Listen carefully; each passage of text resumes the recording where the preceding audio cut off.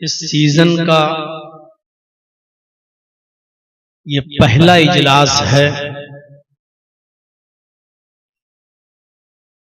जो आज से शुरू है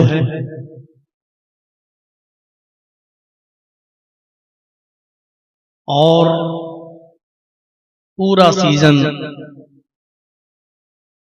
ये इजलास फिर चलता रहता है। रात के 1:30 बजे तक मुख्तलिफ उलमा को आपने सुना, उनकी खूबसूरत तकरीरों से आप महजूज हुए। अल्लाह रब्बुल आलमीन हम सबको सुनने से ज्यादा अमल करने की तौफीक अता फरमाए।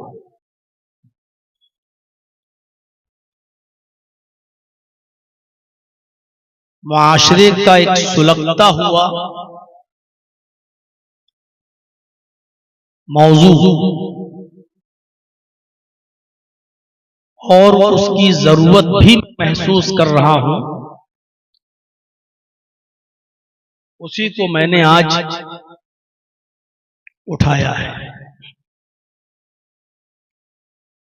अल्लाह रब्बुल आलमीन ने जरूरत की सारी चीजों को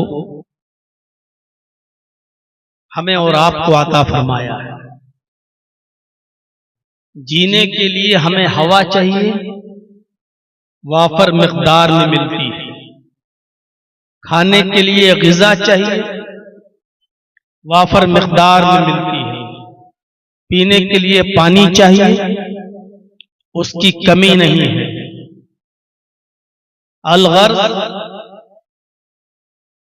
जितनी चीजों की जरूरत हमारी जिंदगी के लिए है,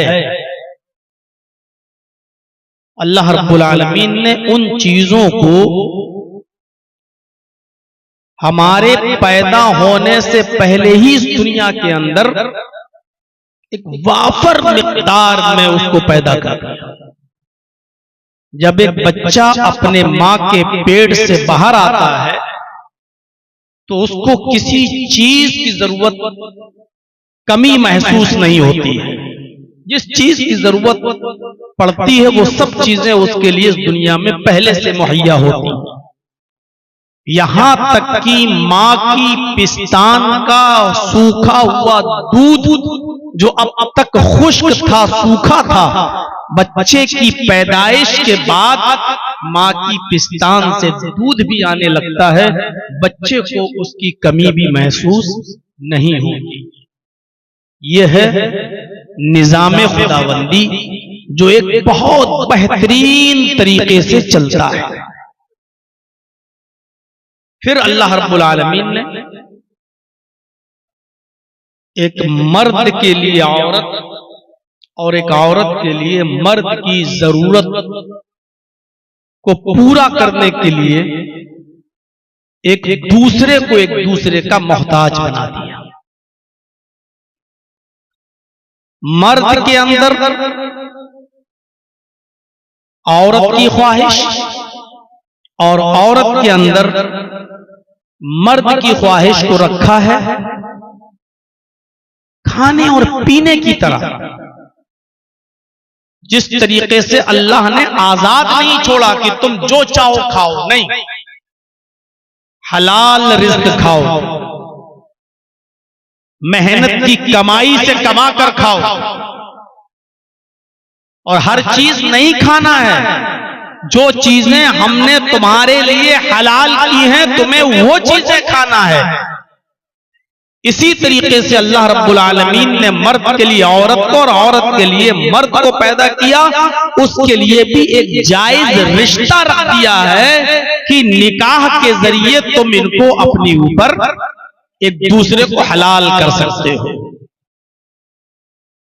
तो यहां पर भी अल्लाह रब्बुल आलमीन ने एक सिस्टम मुतय्यन किया है जैसे हर चीज नहीं खा सकते हो, हर चीज नहीं पी सकते हो, ऐसे ही अपनी जरूरत दुनिया की हर औरत से पूरी नहीं कर सकते हो। जिस तरीके से खाने और पीने की चीजों में एक बाउंडेशन है, एक लिमिट है, उसी तरीके से अपनी जायज ख्वाहिशात को पूरा करने के लिए भी एक लिमिट मुतय्यन कर दी है। और निकाह का, शादी का एक बेहतरीन तरीका नाफिज कर दिया है, जिसके जरिए मर्द औरत से और औरत मर्द से अपनी जरूरत को पूरा कर सकती है। लेकिन शादी की इस्लाम ने इतना जरूरी बताया है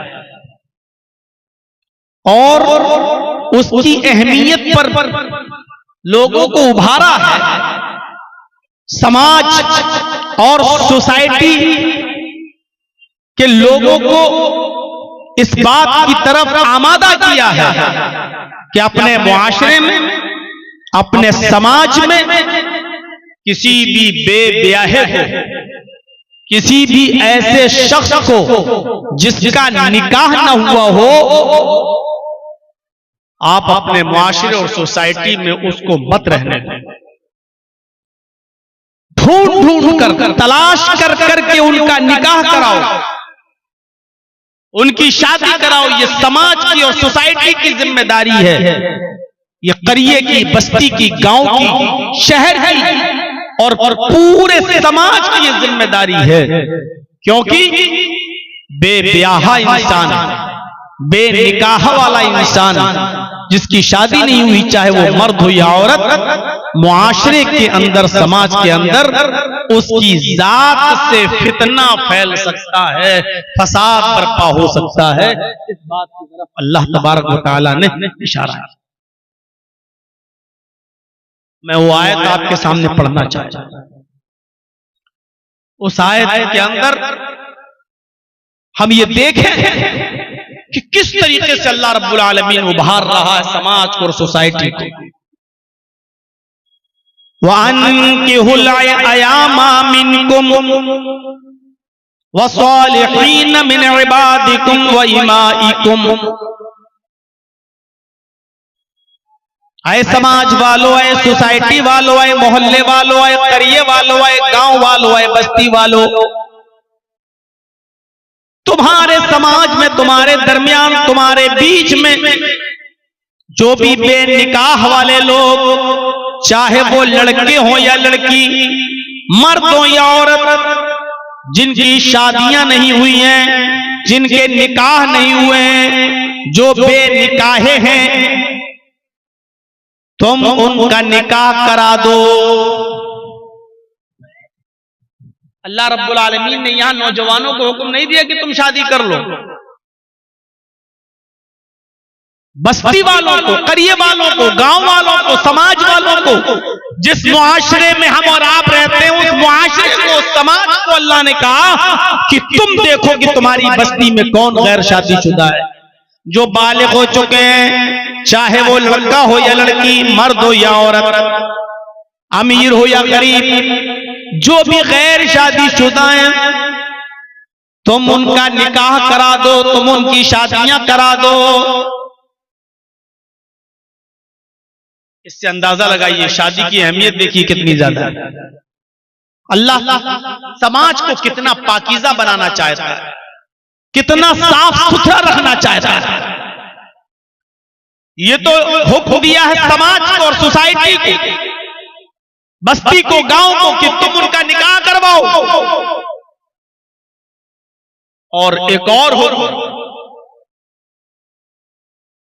वस्सालिहीन मिन इबादिकुम व इमाइकुम, गुलामों में से और लौंडियों में से। अरब के अंदर गुलाम चलते थे।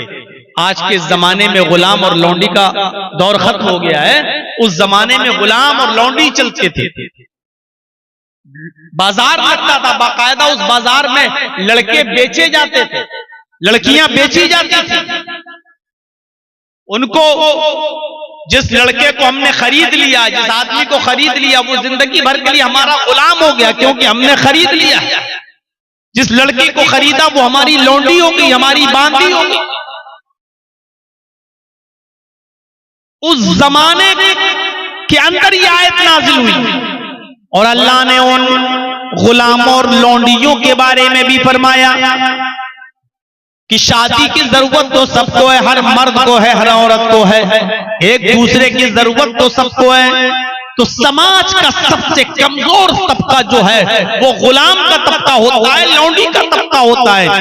अगर तुम्हारी नजर उन गुलामों पर पड़े और लौंडियों पर पड़े जो समाज का सबसे कमजोर तबका है, तो इन गुलामों में से, इन लौंडियों में से भी जो नेक लोग हों, जो साले लोग हों, तुम उनका भी निकाह करा दो, उनकी भी शादियां करा दो, यानी बगैर शादी के किसी को न रहने दो।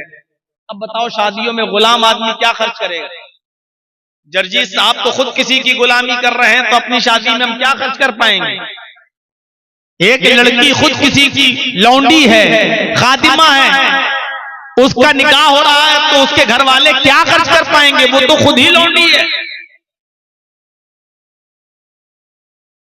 अल्लाह फरमाता है कि उन गुलामों की भी और उन लौंडियों की भी शादी करा दो जो नेक हो, सालेह। और आगे बहुत जबरदस्त बात कही अल्लाह ने, यकूनू फुकरा, अगर ये फकीर होंगे, गरीब होंगे, तंगदस्त होंगे, मुफलिस होंगे, इनके पास खर्चा उठाने और पैसा खर्च करने की गुंजाइश नहीं होगी, तंगदस्त होंगे, तो इससे भी मत घबराओ। युगनिहिमुल्लाहु मिन फज़ली, अल्लाह इनको अपने फजल से गनी कर देगा, अल्लाह इनको अपने फजल से अमीर बना देगा, मालदार कर देगा। यानी गरीबी की वजह से कोई शादी करने से रह जाए, ये सबसे बड़ा जुल्म होगा उस तबके पे। आज हम शादी इसीलिए तो नहीं करते हैं ना, अरे अपने पैरों पे खड़े हो जाएंगे तब करेंगे, जब कमाने लगेंगे तब करेंगे, जब हमारे हाथ में कुछ होगा तब हम करेंगे। यही सोच तो आज हमारी हो गई है ना। यहां अल्लाह कह रहा है यकूनू फुकरा, निकाह तुम करा दो, ये मत सोचो कि ये फकीर हैं, ये गरीब हैं, ये तंगदस्त हैं, ये बदहाल हैं, ये अपनी बीवी को क्या खिलाएगा, जब इसकी शादी हो जाएगी तो उस लड़की को क्या खिलाएगा, क्या पिलाएगा, क्या पहनाएगा। यकूनू फुकरा, अगर ये फकीर होंगे, तंगदस्त होंगे, गरीब होंगे, युगनिहिमुल्लाहु मिन फज़ली, तो अल्लाह उनको अपने फजल से गनी कर देगा, अल्लाह उनको अपने फजल से अमीर बना देगा। शादी कराना तुम्हारा काम है, बस निकाह कराना समाज और सोसाइटी का काम है, उनको खिलाना और पिलाना ये अल्लाह रब्बुल आलमीन के जिम्मे है। ये मत सोचो कि ये होने वाली बीबी को क्या खिलाए। ये झमेले तो हमने पाले हैं कि इतना सोना होना चाहिए, इतना चांदी होना चाहिए, इतना जहेज होना चाहिए, इतना बैंक बैलेंस होना चाहिए।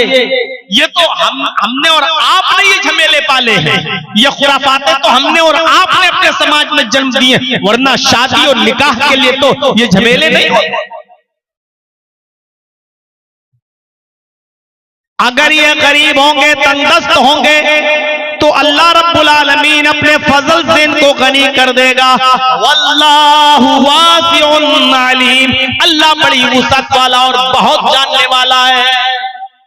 वुसअत तो अल्लाह देता है, हमारे और आप की हालत नहीं है कि हम किसी को अमीर बना सकते हैं और किसी को गरीब कर सकते हैं। अल्लाह वुसअत वाला है, अल्लाह गनी कर देगा अपने फजलो करम से। गरीबी किसी के निकाह में रुकावट न बने, ना लड़के के निकाह में ना लड़की की निकाह में। कोई लड़की वाला ये ना सोचे कि हम अपनी बेटी को क्या देंगे, हमारी बेटी, हमारे पास तो कुछ नहीं, हमें बेटी के हाथ गीले करना है, कैसे जाएगी ये, हम कैसे इसका निकाह करेंगे। ये गरीबी की वजह से समाज में कोई लड़की बैठी न रहे। आप अंदाजा लगा सकते हैं कुरान की इस आयत ने सारे झमेले खत्म कर दिए, कितना ज्यादा निकाह पे उभारा है। इन चीजों पर गौर करो। सबसे पहले अल्लाह ने कहा कोई भी कुंवारा लड़का और कुंवारी लड़की बेनिकाह के नहीं रह जाए, जैसे ही वो बालिग हो उनका निकाह करा दो। दूसरी बात कही, अगर गरीब तबका समाज का, गुलाम तबका, कमजोर तबका है, जिसके पास पैसे नहीं है, दौलत नहीं है, जो मजदूरी करता है, रोज कमाता है, रोज खाता है, इस वजह से अगर वो बैठा रह जाए और निकाह न करे कि हमारे पास कुछ नहीं, उन गुलामों के भी और उन लौंडियों के भी निकाह करा दो। और उसके बाद फिर अल्लाह तबारक व तआला ने फरमाया है कि फकीरी रुकावट न बने, गरीबी रुकावट न बने, तुम निकाह करा दो, अल्लाह उनको अपने फजल से अमीर कर देगा, अल्लाह अपने फजल से उनको गनी कर देगा। मुस्नद अहमद की एक रिवायत है बड़ी दिलचस्प। एक सहाबी अल्लाह के नबी के पास आए और आकर कहा कि अल्लाह के रसूल,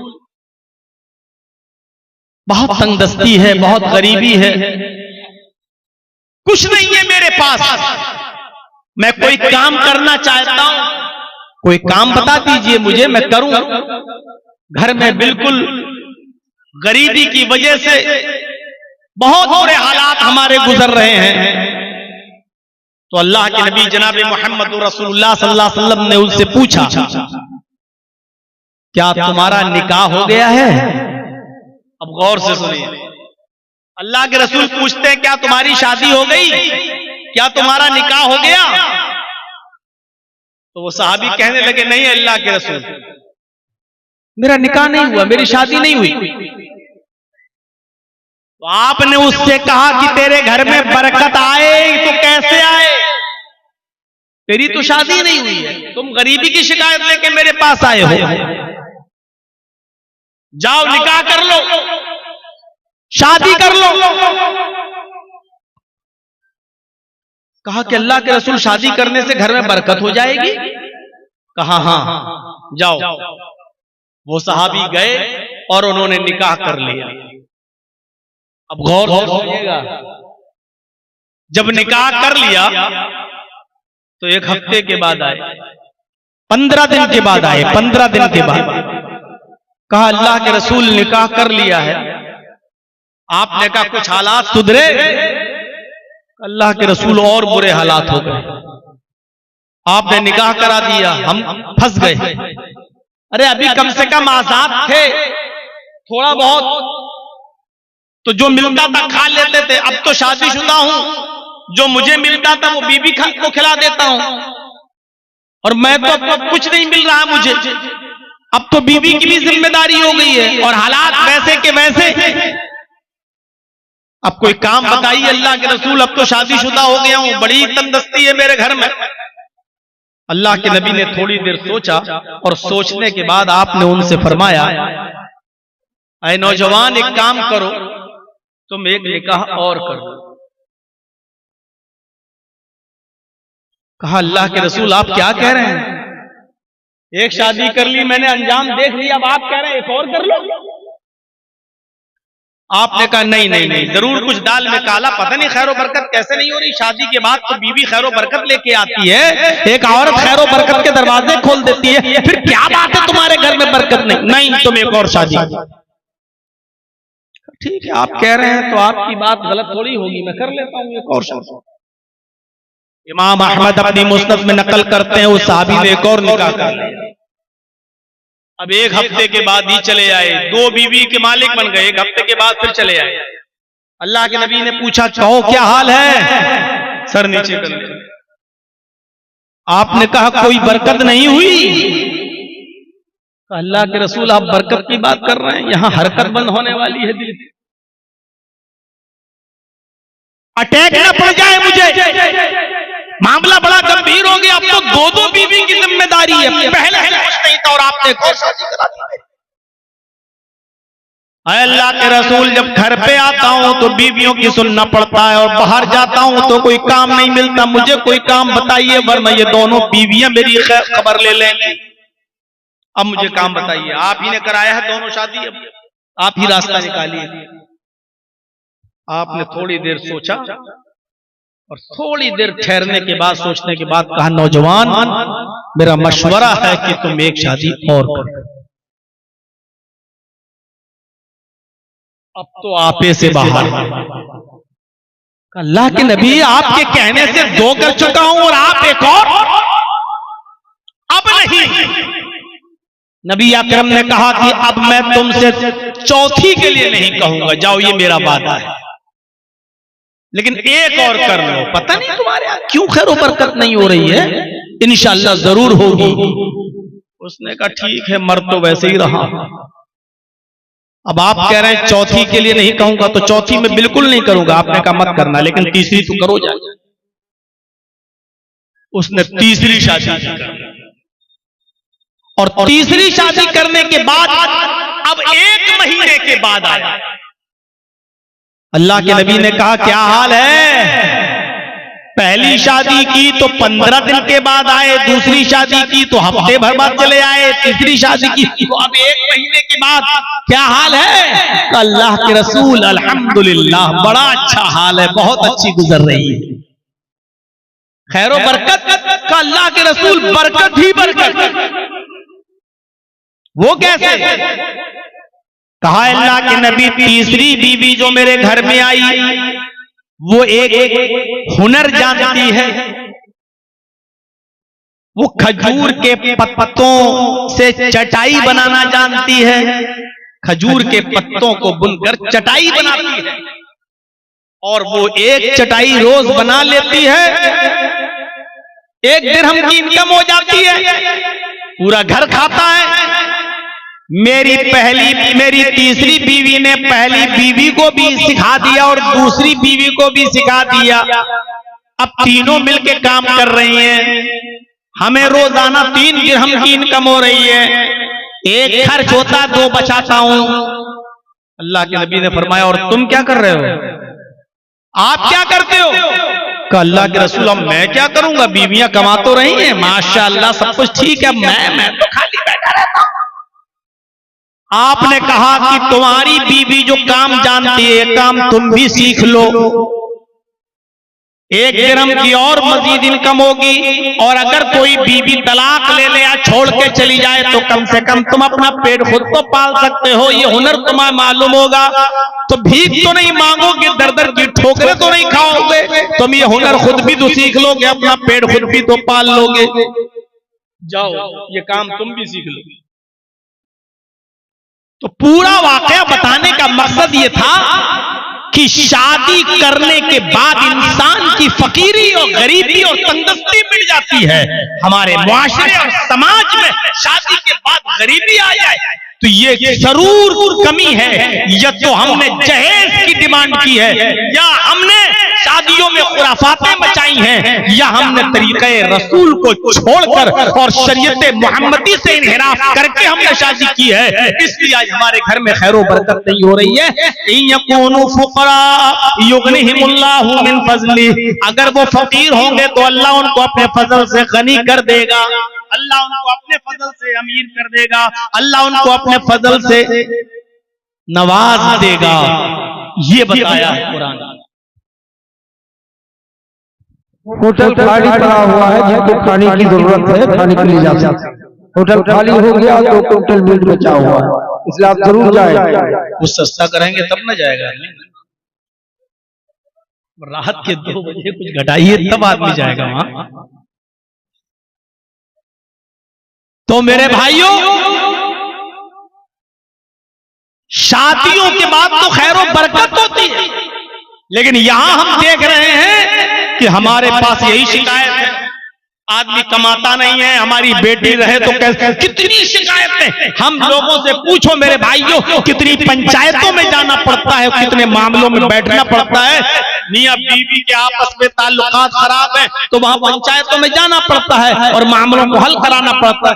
यही शिकायतें सुनने में मिलती है, ये शराब पीता है, कमाता नहीं है, डांट खड़ा है, कुछ काम नहीं करता है, ये नहीं करता है। और हम लोग बीच बचाव कराने के लिए घर बन जाए, गृहस्थी टूटे नहीं, यही मामले हल करते रहे। तो शादी की अहमियत बहुत ज्यादा है, निकाह की अहमियत बहुत ज्यादा है। इसलिए कोशिश ये करनी चाहिए कि समाज और सोसाइटी के अंदर कोई शख्स बेनिकाह वाला न रह जाए। समाज को कोशिश करना चाहिए। 25 साल 26 साल 28 साल उम्र हो रही है, अभी तक शादी नहीं कर रहा है, पूरे गांव वालों को इसकी फिक्र होनी चाहिए कि इस लड़के से खतरा है। समाज के लड़कियों को, सोसाइटी में रहने वाली बच्चियों को, और जो लड़की 20, 22, 25 साल की हो चुकी है, शादी नहीं हो रही है, गांव वालों को सोचना चाहिए कि इस लड़की से भी फितना है। इसलिए जहां तक हो सके लड़के और लड़कियों का जल्दी से निकाह करवाया जाए और पूरा समाज इस कार्य खैर में, इस नेक काम में जुट जाए। जहां तक हो सके लड़कों के लिए लड़कियों का, और लड़कियां जो जवान हो चुकी हैं उनके लिए लड़कों का इंतजाम किया जाए और उनका निकाह कराया जाए। समाज में जितने लोगों का निकाह हो जाएगा और जितनी जल्दी निकाह में हम करेंगे, हमारा समाज, हमारी सोसाइटी उतनी ज्यादा पाक रहेगी और उतनी ज्यादा मुतहर रहेगी और पाक और साफ रहेगी। समाज को पाक और साफ रखने के लिए जरूरी है कि नौजवान लड़के और लड़कियों की शादी कराई जाए। अल्लाह के नबी जनाबे मोहम्मद रसूलुल्लाह सल्लल्लाहु अलैहि वसल्लम ने फरमाया, नौजवानों को क्या हुक्म दिया, शादी का मकसद क्या है? या माशरश शबाबी मन इस्तता मिनकुमुल बाह फलयतज़व्वज फइन्नहु अग़द्दु लिलबसर व अहसनु लिलफरज। क्या प्यारी बात कही अल्लाह के रसूल ने। यही मुआशरे की पाकी और सफाई है। आए नौजवानों, या माशरश शबाब, आए जवानों, आए नौजवानों की जमात, मन इस्तता मिनकुमुल बाह, अगर तुम्हारे अंदर ताकत है बीवी को खिलाने की, पिलाने की, पहनाने की, और बीमार हो जाए तो इलाज कराने की, और उसका पर्सनल जो हक है बीवी का उसको अदा करने की, अगर ये ताकत है तुम्हारे पास तो शादी कर। देखिए निकाह में क्या चीज बताई जा रही है, ये ताकत होनी चाहिए। बस खिलाने की, पिलाने की, बीमार हो जाए तो इलाज की, कपड़ा देने की, और उसका जो पर्सनल हक है बीवी का उसको अदा करने की। ये नहीं का इतना सोना हो, इतनी चांदी हो, इतने जेवरात हो, इतने कपड़े हो तब जाकर निकाह होगा, ये नहीं कहा, बल्कि जो चीज जरूरी है वो बताई। अलबाअत के अंदर ये चीजें शामिल हैं। कितनी? खिलाना, पिलाना, बीमार हो तो इलाज कराना, और कपड़ा देना, और उसका पर्सनल हक। अगर ये तुम अदा कर सकते हो फलयतज़व्वज, तो तुम निकाह कर लो। और उसके बाद निकाह का फायदा बता दिया। निकाह क्यों किया जाता है, उसकी वजह क्या है? फइन्नहु अग़द्दु लिलबसर व अहसनु लिलफरज। निकाह करने के बाद इंसान की निगाहें झुक जाती हैं।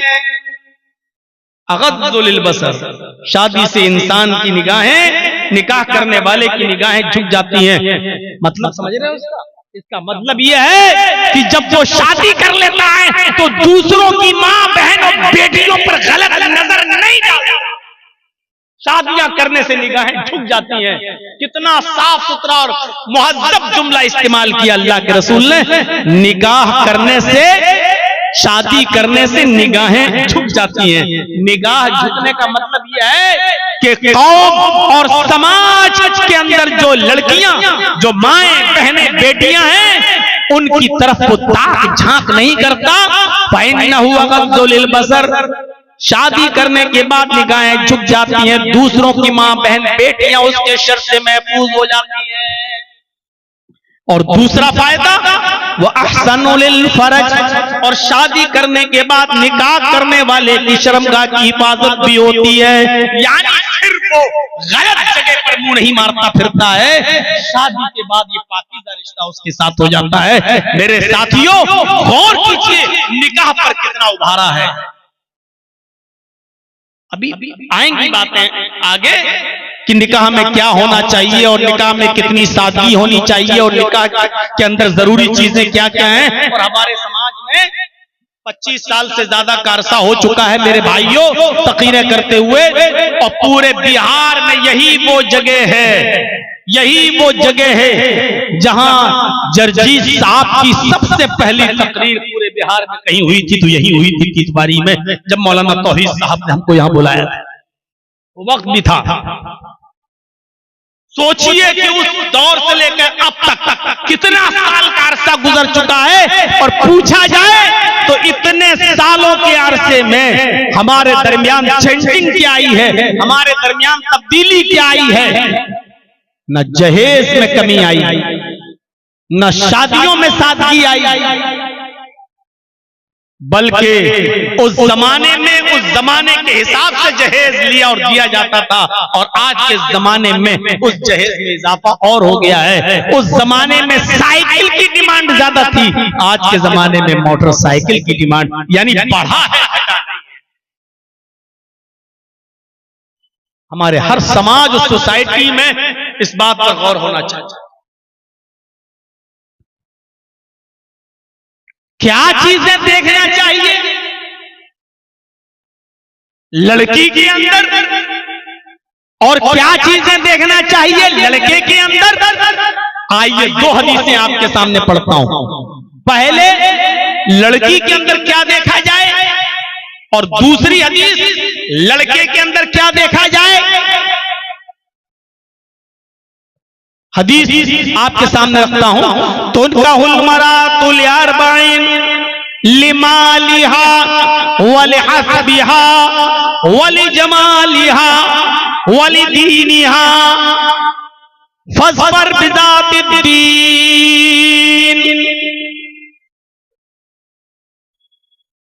आमतौर पर लड़कियों के अंदर ये चार चीजें देखी जाती हैं जिनको देखकर लोग शादियां करते हैं।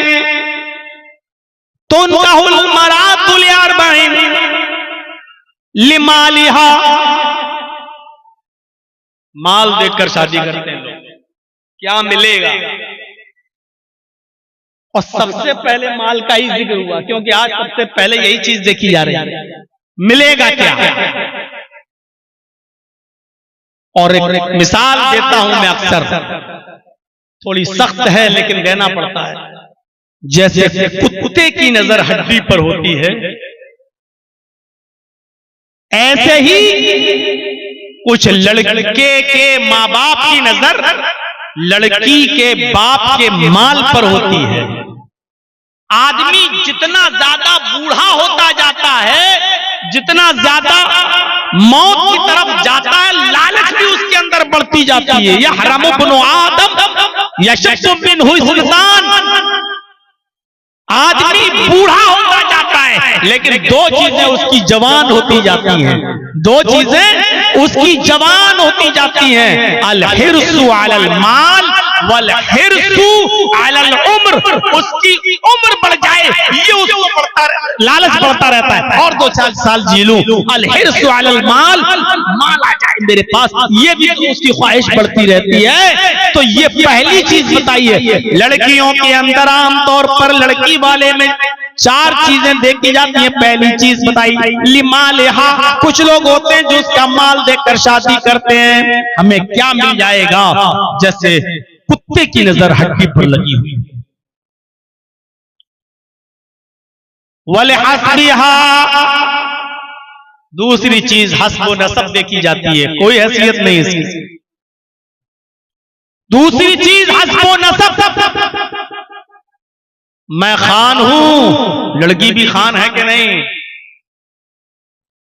मैं आला खानदान का हूं, लड़की भी आला खानदान की है या नहीं। मेरा स्टेटस ये है, लड़की भी इस स्टेटस की है कि नहीं। मैं इतना पढ़ा लिखा हूं, लड़की भी इतनी पढ़ी लिखी है या नहीं। मेरा घर 5 मंजिल है, लड़की का घर भी इतना है कि नहीं। हस्बो नसब। और अल्लाह के नबी ने फरमाया अला कुल्लु शैइन मिन अम्रिल जाहिलियती तहता क़दमैया मौज़ून। खुतबा हज्जतुल विदा में आपने फरमाया था, ज़माने जाहिलियत की सारी चीजों को मैंने अपने पैरों से रौंद डाला, अपने पैरों से कुचल डाला। अब ज़माने जाहिलियत की कोई भी चीज अब राइज नहीं की जाएगी। लेकिन अल्लाह के नबी ने यह भी फरमाया, अरबउन फी उम्मती मिन अम्रिल जाहिलियती ला यतरुकुनहुन्ना, 4 चीजें मेरी उम्मत के अंदर ऐसी हैं जो जमाने जाहिलियत से आई हुई हैं, लेकिन मेरी उम्मत उनको नहीं छोड़ेगी। है तो वो गंदी, है तो वो बुरी चीज, लेकिन मेरी उम्मत उन्हें नहीं छोड़ेगी। 4 चीजों की तरफ इशारा फरमाया था, अरबउन फी उम्मती मिन अम्रिल जाहिलिया।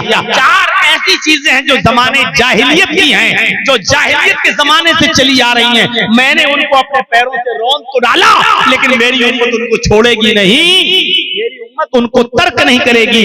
यानी कयामत तक मेरी उम्मत के अंदर वो 4 चीजें पाई जाएंगी, लेकिन ये मैंने अपने पैरों से रौंद दी हैं। आपने फरमाया अल फख्रु फिल अहसाब, पहली चीज हसब में फख्र करेगा, अल फख्रु फिल अहसाब व तानु फिल अंसाब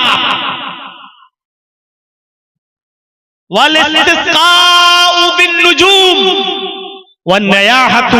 ये 4 चीजें बताई जो जमाने जाहिलियत से चली आ रही हैं और मेरी उम्मत में भी चली आएंगी, इनको कभी नहीं छोड़ेगी मेरी उम्मत। उनमें पहली चीज हस्ब व नसब। हसब, मैं खान हूं, मैं पठान हूं, मैं तुर्क हूं, मैं अंसारी हूं, मैं तेली हूं, मैं ये हूं, मैं वो हूं, मैं ऊंची कौम का हूं, मैं ऊंची कास्ट का हूं, ये चीज कभी मेरी कौम नहीं छोड़ेगी, मेरी उम्मत नहीं छोड़ेगी, जबकि इसकी कोई हैसियत नहीं है। अला तकवा, अल्लाह के यहां से तकवा देखा जाएगा, कौम नहीं, नसब नहीं, हसब नहीं। और दूसरी चीज जो मेरी उम्मत नहीं छोड़ेगी वो तानु फिल अंसाब, नसब के अंदर ताना देना। अच्छा वो, अरे मैं उसके साथ शादी करूंगा, अरे नहीं नहीं, अरे वो तो फकीर बिरादरी का है, अरे वो तो मियां बिरादरी का है, अरे वो तो गिरी हुई कौम का है, अरे वो तो लो कास्ट का है, मेरी तो नाक कट जाएगी इतने बुरे खानदान में। वो नसब पर ताना देगा, दूसरी चीज। और तीसरी चीज वल इस्तिस्काउ बिन नुजूम, मेरी उम्मत सितारों को देखकर बारिश हासिल करेगी। यानी सितारा देखे कहीं ये सितारा निकला है, इसका मतलब बारिश होगी, सितारों से बारिश हासिल करेगी। ये तीसरी चीज भी मेरी उम्मत में नहीं छूटेगी। और चौथी चीज व नयाहतु, नौहा करना और मातम करना, किसी के मर जाने पर मातम करना, रोना, ये मेरी उम्मत नहीं छोड़ेगी। आज भी देख लीजिए, किसी का जवान बेटा मर जाए, छोटा बच्चा मर जाए, माए खिलौने निकाल लाती हैं, ओढ़नी इधर गई, कपड़ा इधर गया, सर सीना पीट रही हैं, करीबान चाक कर बेटा चला गया, ये खिलौने से कौन खेलेगा, रोती है, चीखती है, चिल्लाती है, करीबान चाक करती हैं, बाल नोचती हैं। वह नयाहतु, मेरी उम्मत नौहा और मातम करना भी नहीं छोड़ेगी, जबकि ये हराम। तो ये 4 चीजें नहीं छोड़ेगी। तो वल हस्ब, 4 चीजें देखकर शादी करते हैं लोग लड़की के अंदर। लिमालिहा, पहली चीज क्या देखी जाती है, माल। दूसरी चीज क्या देखी जाती है, हसब व नसब, वले हस्बिहा, हस्ब व नसब। और तीसरी चीज लड़की की क्या देखी जाती है, वले जमालिहा, खूबसूरती, खूबसूरत कितनी है, खूबसूरती देखकर शादी करते हैं। 3 चीजें। और चौथी चीज की तरफ अल्लाह के नबी इशारा कर रहे हैं, वलिदीनिहा, दीनदारी देखकर भी शादी की जाती है। 4 चीजें बताने के बाद आपने फरमाया फज़फर बिज़ातिद्दीन, ओ लोगों दीनदारी को तरजीह दो, ओ लोगों दीनदार लड़की को अव्वलियत दो, फौकियत दो, उसी को दर्जा दो। यानी ये 3 चीजें मत देखो। हाँ, किसी में 4 चीजें पाई जाए तो बहुत अच्छी बात है, लेकिन तरजीह किसको दो? ये नहीं कहा कि खूबसूरती मत देखो, ये नहीं कहा कि हस्ब नसब न देखो, ठीक है देखो, लेकिन अगर किसी के अंदर हस्ब नसब नहीं है, अगर किसी के अंदर है आप खूबसूरती नहीं है, अगर किसी के अंदर लिमाल, क्या क्या कहा, माल और दौलत नहीं है, देने की ताकत नहीं है, लेकिन अगर कोई लड़की दीनदार है तो फिर 3 चीजें मत देखो, दीनदारी देखो और दीनदारी को मायार बनाओ, और इसी दीनदारी को देखकर अपने बेटे का निकाह उस बेटी के साथ, उस लड़की के साथ कर दो। लड़की के अंदर दीनदारी देखो, फस्फर बिज़ाति दीन को तरजीह दो। हजरत उमर फारूक का वो मशहूर वाक़या आपको मालूम होगा। हजरत उमर फारूक रात की तारीकी में गश्त कर रहे हैं, रात के अंधेरे में निकल कर जा रहे हैं, देखते हैं कि किसके घर में चूल्हा जला, किसके घर में चूल्हा नहीं जला। हजरत उमर फारूक रात में एक घर के पास से गुजरे जहां एक बूढ़ी औरत की आवाज आ रही थी, और वो बूढ़ी औरत जोर जोर से कह रही थी अपनी बेटी से कि बेटी उठो, बेटी उठो, अंधेरा है, इस अंधेरे का फायदा उठाओ। हम लोग दूध का बिजनेस करते हैं, दूध बेचते हैं, इसलिए दूध में पानी मिला दो, बेटी उठो, दूध में पानी मिला दो। वो बेटी उठती है और जोर से अपनी माँ से कह रही है कि माँ मैं दूध में पानी नहीं मिलाऊंगी। हजरत उमर ने मुनादी की है, उमर फारूक का ऐलान हुआ है, अमीरुल मोमिनीन ने ऐलान जारी करवाया है, अगर दूध में पानी मिला हुआ किसी के यहाँ मिलता है तो ऐसे शख्स को कड़ी से कड़ी सजा दी जाएगी। माँ कहती है बेटी उमर थोड़ी देख रहे हैं, इस रात के अंधेरे में उमर को क्या पता, तो दूध में पानी मिला, मुझे तेरी शादी कराना है, तेरे लिए अच्छा लड़का देखना है, हमारे पास गरीबी और गुर्बत की वजह से हम तेरे हाथ पीले नहीं कर पा रहे हैं, मुझे तेरा रिश्ता भी तो करना है, इसलिए इस काम के अलावा कोई और काम भी तो नहीं है हमारे पास, बेटी तुम दूध में पानी मिलाओ। उमर थोड़ी देख रहा है, उमर को क्या पता कि हमने दूध में पानी मिलाया है, जाओ मैं कह रही हूं तुम दूध में पानी मिलाओ। बेटी चीख कर कहती है माँ उमर नहीं देख रहा है तो क्या हुआ, उमर का रब तो देख रहा है, हम उमर के सवाल जवाब से तो बच जाएंगे, लेकिन कयामत के दिन अल्लाह के सवाल और जवाब से कैसे बचेंगे। माँ मैं दूध में पानी नहीं मिलाऊंगी, उमर नहीं देख रहा तो क्या हुआ, उमर का रब तो देख रहा है। हजरत उमर फारूक के कान में ये आवाज जाती है माँ और बेटी की।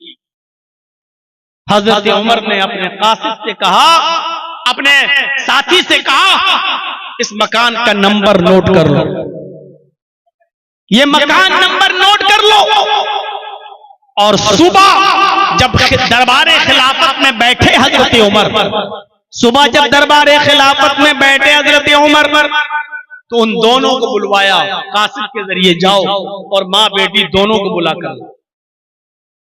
कासिद आता है, माँ और बेटी दोनों से कहता है कि तुम दोनों को हजरत उमर ऑफिस में बुला रहे हैं, दरबार में बुला रहे हैं। माँ और बेटी दोनों आते हैं। हजरत उमर ने पूछा माँ से, बुढ़िया से, कल तुम दूध में पानी मिलाने की बात कर रही थी, क्या हुआ? बुढ़िया समझ गई कि हजरत उमर को पता चल गया, अब मुझे सजा दी जाएगी। बुढ़िया सफाई पेश करने लगी, अमीरुल मोमिनीन हाँ मैंने दूध में पानी मिलाने के लिए कहा था, लेकिन मेरी बेटी ने दूध में पानी नहीं मिलाया। हजरत उमर ने कहा मैं ये भी जानता हूं कि तेरी बेटी ने दूध में पानी नहीं मिलाया, मैं जानता हूं, इसलिए तो तुम दोनों को मैंने यहां बुलाया है। बताओ इस लड़की का कहीं रिश्ता हुआ, इस लड़की की कहीं शादी हुई? कहा नहीं अमीरुल मोमिनीन, मुझ जैसे गरीब लोगों को रिश्ता कहां मिलता है, गरीबी ने मजबूर कर दिया, इसलिए अभी इस लड़की का रिश्ता नहीं कर पाई, कर दूंगी जल्दी। हजरत उमर फारूक ने कहा कि तुम्हें रिश्ता देखने की जरूरत नहीं है, मेरा बेटा खाली है और मैं अपने बेटे के लिए तुम्हारी बेटी का हाथ मांग रहा हूं, इसलिए नहीं कि तुम गरीब हो, बल्कि सिर्फ इसलिए कि तेरी बेटी से शादी अपने बेटे के साथ मैं इसलिए कर रहा हूं क्योंकि तेरी बेटी दीनदार है, ये उम्र से नहीं उम्र के रब से डरती है। ये उमर से नहीं, उमर के रब से डरती है। और मैं यही चाहता हूं कि लोग उमर से नहीं, उमर के रब से डरने वाले बन जाएं। तेरी बेटी को उमर का खौफ नहीं है, उमर के रब का खौफ है, इसलिए मेरी बहू बनने के लायक है, मेरे बेटे की बीवी बनने के लायक है। मैंने अपने बेटे के लिए तेरी बेटी को पसंद किया है। कहने लगी मजाक मत करो अमीरुल मोमिनीन। हजरत उमर ने कहा नहीं, मैं मजाक नहीं कर रहा हूं, मुझे दीनदार लड़की की जरूरत है, जो दीनदारी मैंने तुम्हारी बेटी के अंदर देखी है। हजरत उमर ने अपने बेटे का निकाह उस लड़की के साथ कर दिया। गौर कीजिए, ना हस्बो नसब देखा, ना माल देखा, ना हुस्नो जमाल देखा, खूबसूरती देखी, कुछ नहीं देखा, सिर्फ ये देखा कि वो लड़की उमर से नहीं, उमर के रब से डरती है, दीनदार है, अल्लाह वाली है, नेक है। हजरत उमर ने अपने बेटे का निकाह उस लड़की के साथ कर दिया।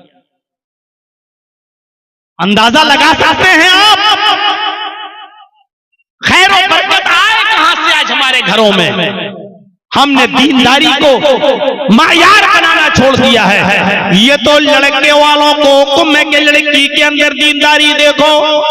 अब एक हदीस में आपके सामने पढ़ने जा रहा हूं, जिसमें अल्लाह के नबी सल्लल्लाहु अलैहि वसल्लम लड़कियों वालों से कह रहे हैं, आए लड़कियों वालों, तुम्हारे पास जब कोई दीनदार लड़के का पैगाम आए तो उस पैगाम को तुम रायगा और बेकार न जाने देना। तुम्हें भी दीनदार लड़के के साथ अपनी बेटी का निकाह करना है। इज़ा ख़तब इलैकुम मन तर्ज़ौना दीनहु व खुलुक़हु, इज़ा ख़तब इलैकुम मन तर्ज़ौना दीनहु व खुलुक़हु फज़व्विजूहु इल्ला तफ़अलूहु तकुन फ़ितनतुन फ़िल अर्ज़ि व फ़सादुन अरीज़। ये है वो हदीस। अल्लाह के नबी जनाब मोहम्मद रसूलुल्लाह सल्लल्लाहु अलैहि वसल्लम ने लड़कियों के माँ बाप से फरमाया, लड़कियों के माँ बाप को हुक्म दिया, आए लड़कियों वालों, आए लड़कियों के वली, आए लड़कियों के सरपरस्तों, आए लड़कियों के माँ बाप, जब तुम्हारे पास तुम्हारी बेटी के लिए, तुम्हारी बेटी से रिश्ते के लिए किसी लड़के का पैगाम तुम्हारे घर पे आए और वो लड़का दीनदार हो और वो लड़का बाखलाक हो, हैं बाखलाक हो, तर्ज़ौना दीनहु व खुलुक़हु, उस लड़के का दीन और उसका अखलाक तुम्हें पसंद आ जाए, यानी उस लड़के की दीनदारी में तुम्हें कोई शिकायत नजर ना आए, उस लड़के के नेक होने में और बाखलाक होने में तुम्हें कोई कमी नजर ना आए, तो आए लड़कियों वालों, अपनी बेटी का निकाह उस लड़के के साथ कर दो, उसका पैगाम अपने घर से खाली मत जाने देना, उस लड़के का पैगाम अपने घर से खाली मत लौटाना, उसके इरादे को मत तोड़ना, उसके पैगाम को मत लौटाना। हस्बो नसब देखते हुए, अपनी स्टैंडर्ड देखते हुए उस दीनदार लड़के के साथ अपनी बेटी का रिश्ता ठुकरा मत देना, अपनी बेटी का निकाह उस लड़के के साथ कर देना। फज़व्विजूहु, अपनी बेटी का निकाह उसके साथ कर देना। और फिर वार्निंग दी, केयरफुल किया, इल्ला तफ़अलूहु तकुन फ़ितनतुन फ़िल अर्ज़ व फ़सादुन अरीज़। आए लड़कियों के माँ बाप, आए लड़कियों वालों, अगर उस लड़के का पैगाम तुम्हारे घर से खाली चला गया, अगर तुमने अपनी बेटी का निकाह उस दीनदार लड़के से नहीं किया, तो जमीन के ऊपर फितना फैल जाएगा। तकुन फ़ितनतुन फ़िल अर्ज़, जमीन पर फितना फैलेगा, व फ़सादुन अरीज़, और लंबा चौड़ा फसाद बर्पा हो जाएगा। यानी दीनदार लड़के तुम्हें नहीं मिलेंगे, तो बदकिरदार बदकमाश लड़कों से जब तुम अपनी लड़कियों का निकाह करोगे तो जमीन में फितने देखोगे, तलाक के फितने और फसाद तुम जमीन के ऊपर देखोगे। इसलिए दीनदार लड़के का पैगाम अगर तुम्हारी बेटी के साथ तुम्हारे घर पे आ जाए तो तुम्हें उसको नाउम्मीद नहीं लौटाना है, उसको हर हाल में तुम्हें अपनी बेटी का निकाह उस लड़के के साथ कर देना। लीजिए साहब, कितना जबरदस्त हुक्म है लड़कियों वालों को। अब साहब कहो कि हाँ लड़का तो नेक है, नमाजी है, ताज्जुद गुजार है, बहुत अच्छा है, अखलाक भी अच्छा है, लेकिन मेरे स्टेटस का नहीं है। मेरी लड़की इतनी पढ़ी लिखी, उस आदमी के साथ निकाह करेंगे? इसके साथ गरीब है, हम इसके साथ निकाह नहीं कर सकते। अगर उस लड़के की दीनदारी तुम्हारी समझ में आ रही है, अगर उस लड़के का अखलाक तुम्हारी समझ में आ रहा है, तो उसका पैगाम लौटाने का कोई हक नहीं है। इल्ला तफअलूहु तकुन फितनतुन फिल अर्ज़। अगर तुमने ऐसा न किया और पैगाम लौटा दिया, अपनी बेटी का निकाह उसके साथ नहीं किया, तो जमीन में फितना फैल जाएगा। तो फसादुन अरीज़, और लंबा चौड़ा फसाद।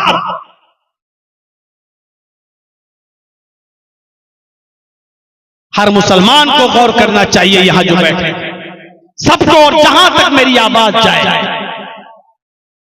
क्या हम तो चाहते हैं कि जहेज न दे मेरी बेटी, लेकिन बेटी वाला क्या ये भी चाहता है कि दीनदार लड़का मिल जाए,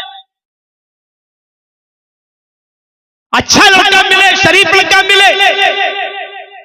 क्या आज हमारी सोसाइटी में ये हो रहा है? और नहीं हो रहा है तो ये कब होगा?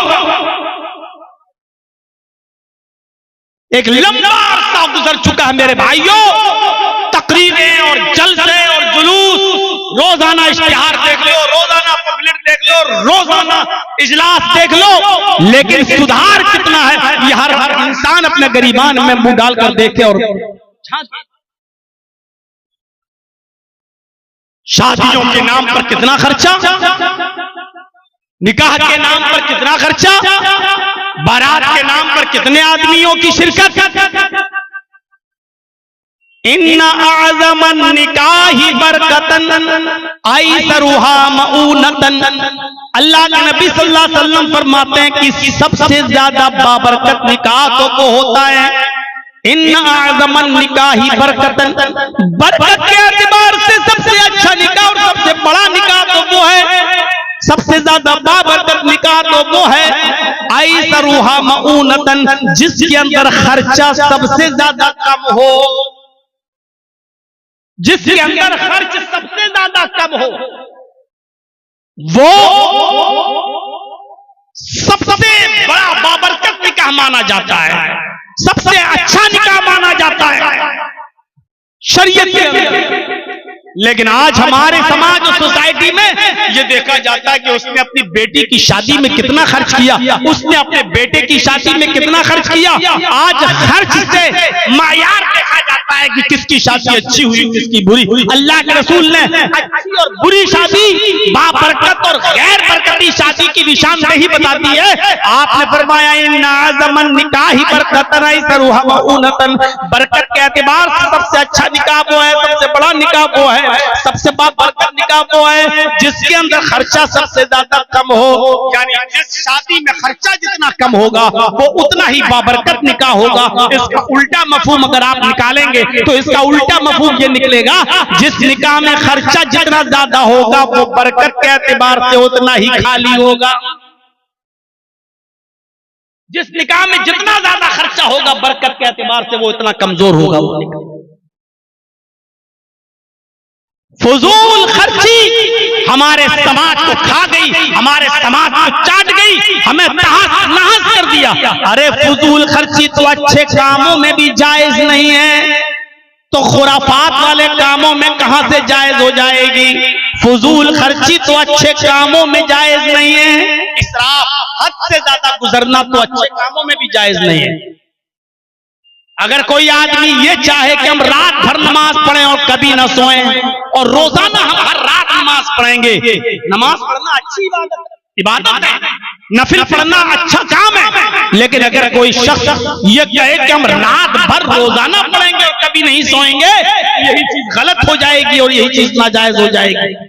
आपको मालूम होना चाहिए हजरत काब इब्न मालिक रज़ियल्लाहु ताला अन्हु की जब तौबा कबूल होती है, वो जो ग़ज़वे तबूक में शामिल नहीं हो सके थे किसी वजह से, सुस्ती की वजह से नहीं जा सके। अंदाजा लगा सकते हैं आप काब इब्न मालिक, अल्लाह के रसूल सल्लल्लाहु अलैहि वसल्लम को हुक्म होता काब इब्न मालिक का बाइकाट करो, उनका बाइकाट कर दिया जाता है। 2 महीने तक उनका बाइकाट रहता, 50 दिन तक उनका बाइकाट रहता है। फिर एक दौर आता है कि मस्जिद से भी उनको हुक्म दिया जाता है कि आप मस्जिद में भी नहीं आएंगे। लोगों को हुक्म दिया जाता है कि कोई भी आदमी सलाम का जवाब नहीं देगा, काब इब्न मालिक से मुसाफा नहीं करेगा, हाथ नहीं मिलाएगा। काब इब्न मालिक के ऊपर क्या गुजर रही थी। फिर एक दिन आता है इन 50 दिनों में कि काब इब्न मालिक को हुक्म होता है कि अपनी बीवी से अलग हो जाओ। कहने लगे अल्लाह के नबी, क्या मैं अपनी बीवी को तलाक दे दूं? फरमाया नहीं, तलाक मत दो, बस अपनी बीवी से खिदमत ना लो, अपनी बीवी को से अलग रहो। न पानी मंगवा सकते हो, न खाना अपने पास मंगवा सकते हो, आप अपनी बीवी से भी बात नहीं कर सकते हो। उन्होंने अपनी बीवी को अपने मायके भेज दिया। 50 दिन इन हालत में गुजरता है। हजरत काब इब्न मालिक कहते हैं कि मेरे लिए ये 50 दिन इतनी मुश्किल से गुजरे कि मैं सोचता था जमीन फट जाए, मैं इसके अंदर धस जाऊं, मैं जिंदा क्यों? कभी मैं किसी से सलाम करता था तो कोई मेरे सलाम का जवाब भी नहीं देता था, क्योंकि अल्लाह के नबी सल्लल्लाहु अलैहि वसल्लम ने लोगों को मना कर दिया था। 50 दिन के बाद उनकी तौबा कबूल होती है और अल्लाह ताला ने वही नाजिल की। अल्लाह के नबी को बता दिया कि अल्लाह ने काब इब्न मालिक की तौबा को कबूल कर लिया। अब उनको मस्जिद में बुलाइए और आप भी उनसे मुसाफा कीजिए, उनसे मुआनका कीजिए और लोगों को भी उनसे मिलने दीजिए। अल्लाह ताला ने उनकी इस गलती को माफ कर दिया। जो ग़ज़वे तबूक में वो नहीं जा सके थे, अल्लाह ने उनके इस गलती को माफ कर दिया। आप भी माफ कर दीजिए।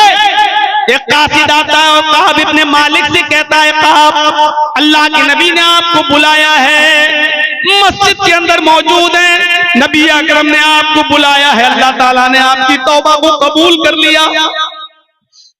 हजरत काब कहते हैं कि उससे बड़ा खुशी का दिन मेरे लिए कोई दिन नहीं था।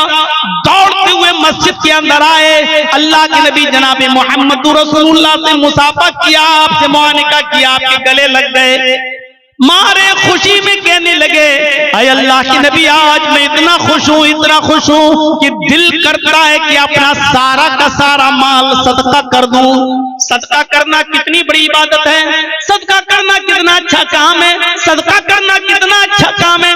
लेकिन अल्लाह के नबी सल्लल्लाहु अलैहि वसल्लम ने फरमाया, अमसिक अलैका बाज़ मालिक, आए काब इब्न मालिक, तुम अपना सारा का सारा माल सदका नहीं कर सकते हो, सारा का सारा माल अल्लाह की राह में खैरात नहीं कर सकते हो। अपने पास कुछ माल रोक लो ताकि तुम दूसरों के सामने हाथ न फैलाते फिरो, तुम दूसरों के सामने भीख न मांगते फिरो। हजरत काब इब्न मालिक कहते हैं, जब मेरी तौबा कबूल हुई तो मैंने अल्लाह के रसूल से कहा, आज मैं इतना खुश हूं कि मैं अपना सारा का सारा माल अल्लाह की राह में सदका करना चाहता हूं। सदका करना अच्छा काम, लेकिन अल्लाह के नबी ने यहां पर भी उनको रोक दिया और फरमाया कि सारा का सारा माल सदका नहीं कर सकते, यानी तुम फकीर बन जाओगे, मोहताज बन जाओगे। जब अच्छे काम में फजूल खर्ची जायज नहीं है, अच्छे काम के अंदर इसराफ जायज नहीं है, तो शादियों में, ब्याह के अंदर और दीगर नाजायज कामों के अंदर फजूल खर्ची करना कहां से जायज हो जाएगा। हम अपने मुआशरे पर नजर डालें, हम अपने समाज पर नजर डालें, हम अपनी सोसाइटी पर नजर डालें, हम बुरे कामों में फजूल खर्ची कर रहे हैं, जबकि इसराफ, फजूल खर्ची तो अच्छे कामों में भी जायज है। साद इब्न अबी वक्कास का मामला सुना होगा और न सुना हो तो सुनिए। साद इब्न अबी वक्कास की एक ही बेटी थी, साद इब्न अबी वक्कास की एक ही बेटी थी, बीमार हो गए। अल्लाह के नबी उनकी आयादत के लिए उनके घर पहुंचे। जब अल्लाह के नबी साद इब्न अबी वक्कास से उनके मिलने के लिए, आयादत के लिए उनके घर पहुंचे तो बड़े खुश हुए साद इब्न अबी वक्कास और कहने लगे, अल्लाह के नबी सल्लल्लाहु अलैहि वसल्लम, मेरी एक ही बेटी है और अल्लाह का शुक्र है कि अल्लाह ने मुझे बहुत माल से नवाजा है, अल्लाह ने मुझे बहुत दौलत से नवाजा है, मेरे पास किसी चीज की कमी नहीं है, इसलिए मैं अपना सारे के सारे माल की वसीयत करना चाहता हूं क्या मैं अपने सारे माल की वसीयत कर दूं? अल्लाह के नबी सल्लल्लाहु अलैहि वसल्लम ने फरमाया नहीं, आए साथ तुम्हारे लिए अपना सारा का सारा माल की वसीयत करना जायज नहीं है। तुम अपना सारा का सारा माल सदका और खैरात नहीं कर सकते हो, उसकी वसीयत नहीं कर सकते हो। हजरत साद इब्ने अबी वक्कास ने फरमाया, आए अल्लाह के नबी 2/3 की, 2/3 की, 2/3 अपने माल का 3 हिस्सा कर लें और 2 हिस्से की वसीयत कर दूं। अल्लाह के नबी ने फरमाया, आए साथ तुम 2/3 की भी वसीयत नहीं कर सकते हो। कहा अल्लाह के नबी फिर आधा माल, यानी हमारे पास जितना माल है आधा माल मैं सदका और खैरात कर दूं, आधे माल की मैं वसीयत कर दूं और आधा अल्लाह की राह में दे दूं। अल्लाह के नबी सल्लल्लाहु अलैहि वसल्लम फरमाते हैं, साद इब्ने अबी वक्कास तुम आधे माल की भी वसीयत नहीं कर सकते हो, आधा भी नहीं, ऐसा करना भी तुम्हारे लिए जायज नहीं होगा। तब हजरत साद इब्ने अबी वक्कास ने फरमाया, ऐ अल्लाह के नबी क्या 1/3 की 1/3 की वसीयत कर दूं? यानी मेरे पास जो माल है 1/3 को अल्लाह की राह में सदका कर दूं और 2/3 जो है वो हमारे अहल वयाल में, बीवी बच्चों में ये तकसीम हो जाएगा। यानी 1/3 की तो हम वसीयत कर सकते हैं। अल्लाह के नबी ने फरमाया, हाँ ऐसा 1/3 की 1/3 की वसीयत तुम कर सकते हो, लेकिन ये भी ज्यादा है। 1/3 की वसीयत तुम कर सकते हो, लेकिन ये भी ज्यादा है। मेरे भाइयों, यहां से अंदाजा लगाइए, सदका और खैरात करना एक अच्छा काम है, दीनी काम है।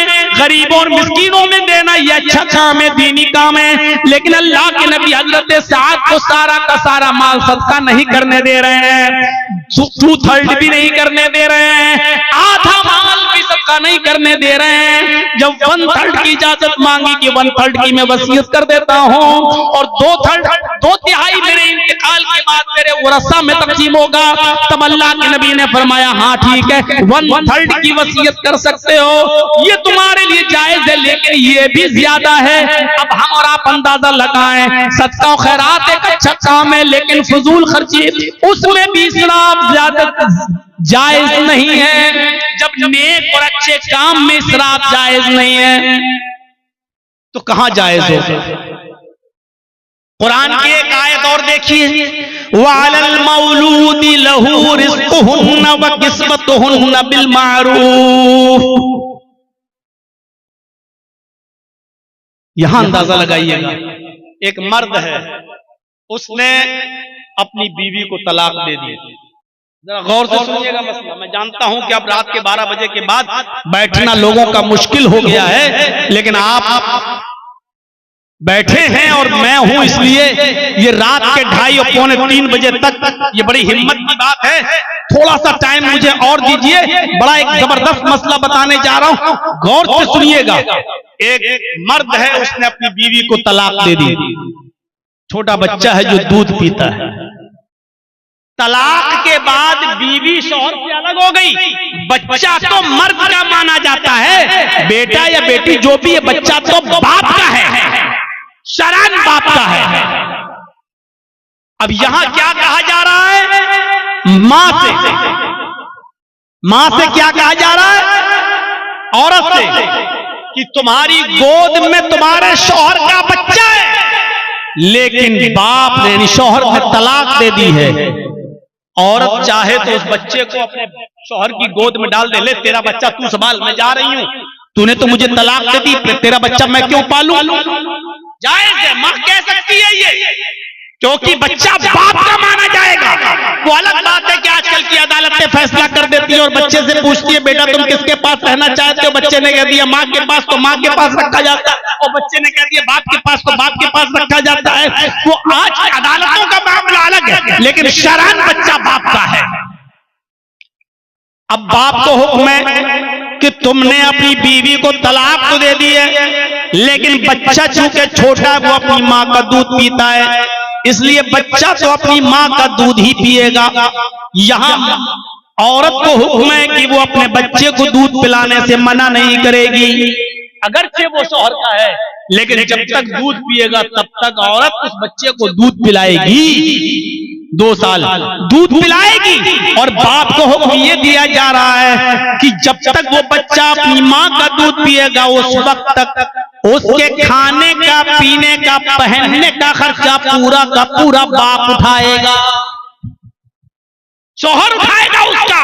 ये मतलब हिदायत का वालल मौलूद लो, जिसका वो बच्चा है उसी के जिम्मे है रिज़्क़ुहुन्ना व किस्वतुहुन्ना, उस औरत को खिलाना और पिलाना और पहनाना, यानी कपड़ा भी शौहर देगा और खाना पानी भी उसको वही शौहर देगा जब तक वो औरत उसके बच्चे को दूध पिलाएगी।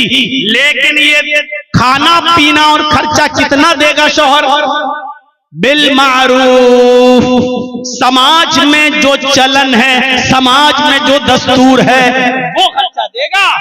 अगर समाज में दाल चावल खाया जाता है तो दाल चावल खिलाएगा, ये नहीं कि दाल चावल चलता है और औरत कहेगी तेरे बच्चे को दूध पिला रही ना, बिरयानी दे हमें पूरे 2 साल तक, हम कोरमा खाएंगे 2 साल तक, हम भी नहीं।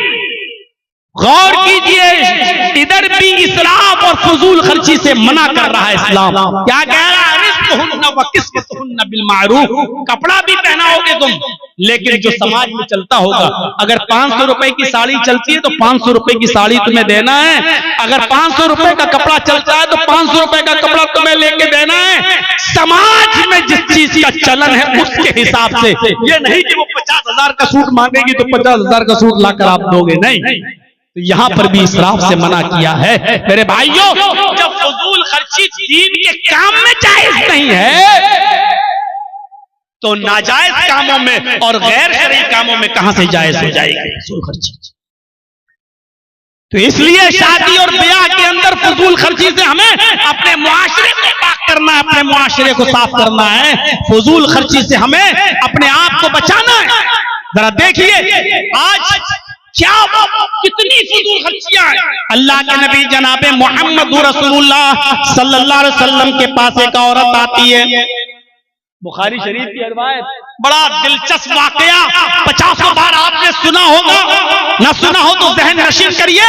एक औरत अल्लाह के नबी सल्लल्लाहु अलैहि वसल्लम के पास आती है और कहती है कि अल्लाह के रसूल, मैं अपने आप को आपको हिबा कर रही हूँ, मैं अपने आप को आपको सौंप रही हूँ, आप मेरे साथ निकाह कर लीजिए। अल्लाह के नबी खामोश रहे। उसने दोबारा कहा, अल्लाह के रसूल, मैं आपसे निकाह करना चाहती हूँ। अल्लाह के नबी फिर खामोश रहे। उसने तीसरी मर्तबा कहा, अल्लाह के नबी, मैं आपके साथ निकाह करना चाहती हूँ। अल्लाह के नबी जनाबे मोहम्मद रसूलुल्लाह तीसरी मर्तबा भी खामोश रहे। एक सहाबी वहीं बैठे हुए थे, वो सहाबी ने जब देखा कि ये बार बार कह रही है और अल्लाह के नबी खामोश हैं, तो सहाबी बोल पड़े कि अल्लाह के रसूल, ये औरत बार बार आपसे निकाह के लिए कह रही है कि मैं शादी करना चाहती हूँ, लेकिन आप खामोश हैं, आप बोल नहीं रहे हैं। अगर आपको करना है तो हाँ कहिए, और नहीं करना है तो मेरे साथ करा दीजिए शादी।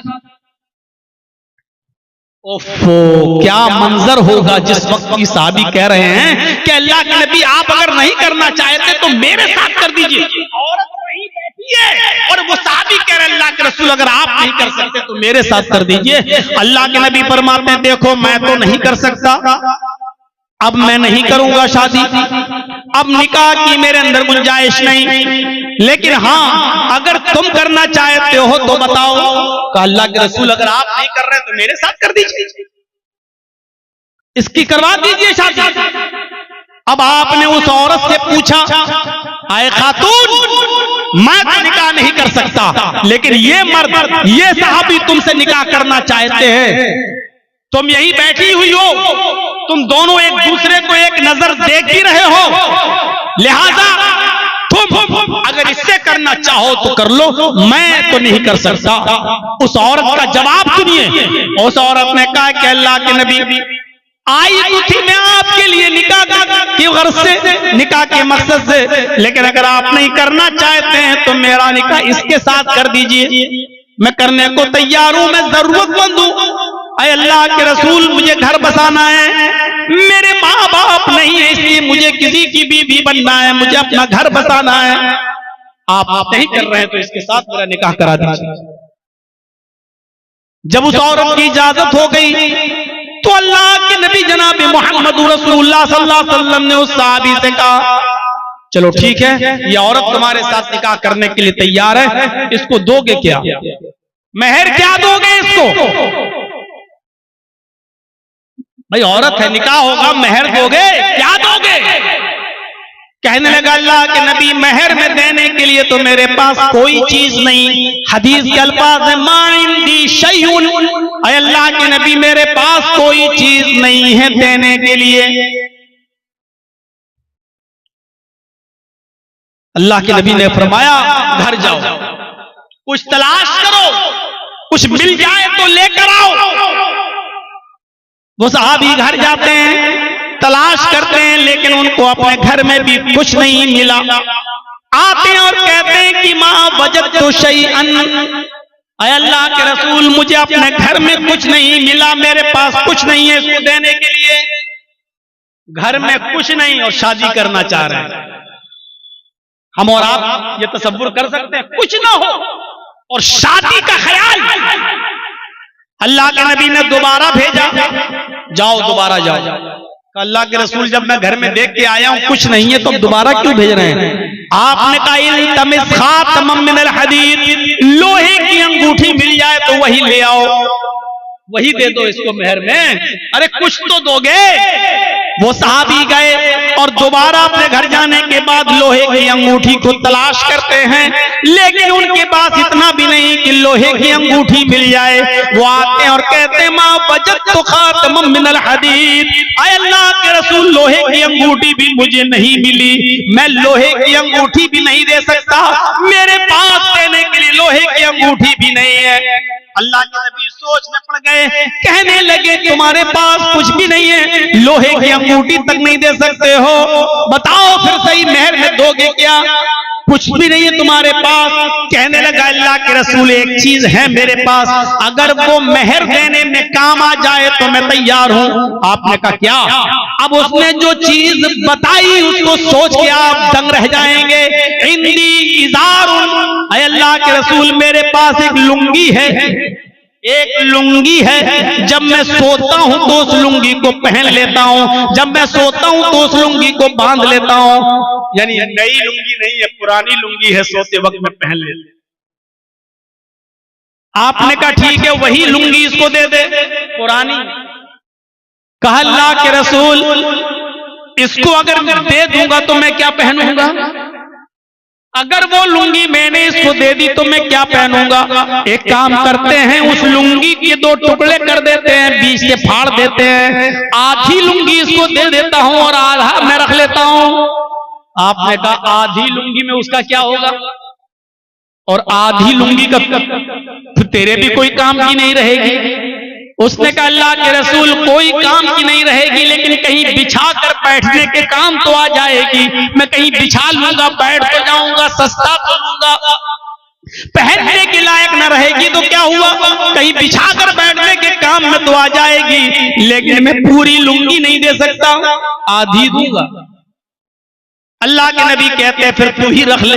आधी जब उसके किसी काम की नहीं है और आधी तेरे भी किसी काम की नहीं है, देना हो तो पूरी लुंगी दो। कहने लगा पूरी तो नहीं दे सकता। गौर करो, एक पुरानी लुंगी भी नहीं है उसके पास देने के लिए, और शादी कह रहा अल्लाह के रसूल मेरी कर दीजिए, मेरी करा दीजिए। अब अल्लाह के नबी ने सहाबी से पूछा कि अच्छा ये बताओ कुरान कितना याद है? अब उसने गिनाना शुरू कर दिया। ऐ अल्लाह के रसूल मुझे सूरह मुल्क याद, ऐ अल्लाह के नबी मुझे सूरह हाक़ा याद, ऐ अल्लाह के नबी मुझे सूरह नबा याद, ऐ अल्लाह के नबी मुझे सूरह दहर याद, मुझे सूरह क़यामा याद। एक एक करके सूरतें गिनाने लगा। अल्लाह के नबी ने कहा क्या तुम्हें इतनी सूरतें याद हैं? कहा हाँ अल्लाह के रसूल मुझे ये सूरतें याद हैं। आपने फरमाया क्या ये सूरतें तू अपनी होने वाली बीवी को याद करा देगा? क्या यही सूरतें तू इस औरत को जो तेरी बीवी बनने जा रही है, क्या तू उसको याद करा देगा? कहने लगा हाँ। आपने उस औरत से पूछा, क्या खातून, तेरे होने वाले शौहर के पास माल देने को कुछ नहीं है, लेकिन कुरान की इतनी सूरतें उसको याद है, अगर मैं उन्हीं सूरतों को मेहर बना दूं और तेरा शौहर तुझे ये सूरतें याद करा दे, तो क्या तू इसी को मेहर मानने के लिए तैयार है? क्या इसी को तू कबूल करने के लिए तैयार है? क्या इसी को तू एक्सेप्ट करने के लिए तैयार है? उसने कहा, अय अल्लाह के रसूल, जिस औरत के निकाह में कुरान की ये सूरतें मेहर बन जाएं, जिस औरत के निकाह में कुरान की ये सूरतें मेहर बन जाएं, उससे ज्यादा पाकीज़ा निकाह, उससे ज्यादा बाबरकत निकाह किसका हो सकता है? मुझे मंजूर है, अय अल्लाह के नबी, मेरा निकाह इस मर्द के साथ कर दीजिए और ये मुझे कुरान की सूरतें याद कराते, यही मेरा मेहर हो जाएगा। तब अल्लाह के नबी जनाब मोहम्मद रसूलुल्लाह ने उस आदमी का निकाह पढ़ाया, उस औरत के खुदा वली बन गए और उसका निकाह कराकर उस औरत को वहीं रुखसत कर दिया। ये सादगी है इस्लाम के अंदर, ये संजीदगी है इस्लाम के अंदर। न बारात का पता, न मेहंदी का पता, न उपटने का पता, न 400 और 500 आदमियों की, 200 300 आदमियों की बारात का ठिकाना। मेरे भाइयों, वहीं बैठे बैठे मामला हल हो गया और निकाह कर दिया गया और रुखसती भी हो गई। न लड़के को जहेज लेना पड़ा, न लड़की को जहेज देना पड़ा। ये है इस्लाम की संजीदगी, ये है इस्लाम की सादगी। इसीलिए निकाह पर जोर दिया है इस्लाम ने कि गरीबी हाय न हो और रुकावट न बने। किसी गरीब को भी ये कहने का मौका नहीं मिलना चाहिए कि गरीबी की वजह से मेरा निकाह नहीं हो रहा है। किसी गरीब लड़की को ये कहने का मौका न मिले कि मेरे माँ बाप के पास माल नहीं जिसकी वजह से हम शादी नहीं कर रहे हैं। गौर करो, इस लड़की का तो बाप नहीं है, इसकी माँ नहीं है, इसका भाई नहीं है, लेकिन फिर भी इसका निकाह हुआ और वली अल्लाह के रसूल बन गए, लेकिन निकाह हुआ।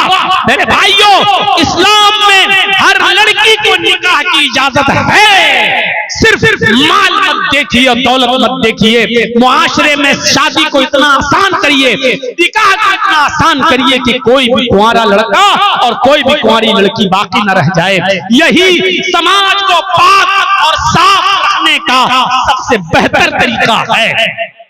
उम्रें बढ़ाना, 30-30 साल की उम्र तक पहुंचकर शादियां न करना, मेरे भाइयों, मुआशरे को डेंजर पोजीशन में छोड़ने के मुतरादिफ है। यह याद रखना, समाज में जो लोग 28-30 साल के और शादियां नहीं हो रही हैं, बुरा मत मानिएगा। समाज कि लोगों को खतरा महसूस होना चाहिए ऐसे लोगों से, और ऐसी लड़कियों से भी खतरा महसूस होना चाहिए जो 25-25, 30-30 साल की हो गई और अभी तक निकाह नहीं कर रहे हैं। इनकी जिम्मेदारी बनती है समाज के ऊपर और सोसाइटी के ऊपर कि वो निकाह कराएं।